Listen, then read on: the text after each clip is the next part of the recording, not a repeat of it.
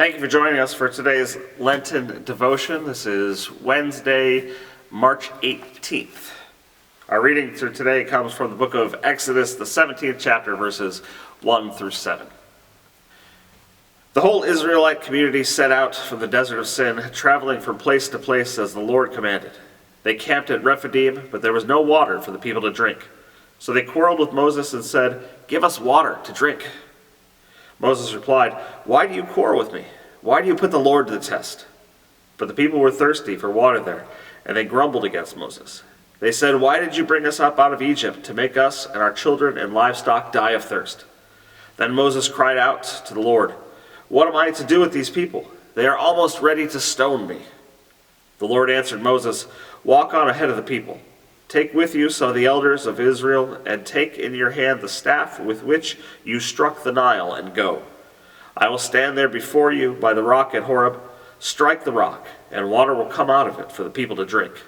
So Moses did this in the sight of the elders of Israel, and he called the place Massah and Meribah, because the Israelites quarreled and because they tested the Lord, saying, "Is the Lord among us or not?"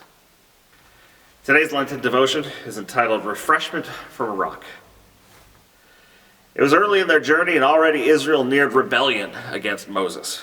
They doubted the God who had so recently parted the Red Sea for them and closed it upon their Egyptian pursuers. They obviously didn't understand the meaning of the pillar of smoke and fire that stayed with them day and night. Doubting the Lord led them to respond to their thirst with fear and anger. Israel's leaders took the grumbling seriously. Fearing for his life, Moses cried out to the Lord, saying, "What shall I do with this people? They are almost ready to stone me." We aren't told, but it's possible the Lord intentionally played on his prophet's words. Moses feared being stoned to death, so God led him to a rock of life. He commanded Moses to strike the rock at Horeb with his staff in the presence of Israel's elders.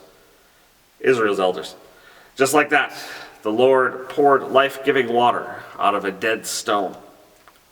And we too receive life-giving water from our loving God. Not only is it our drink, it's also our baptism, our washing of adoption into Christ's family. And here too, we discover a remarkable parallel.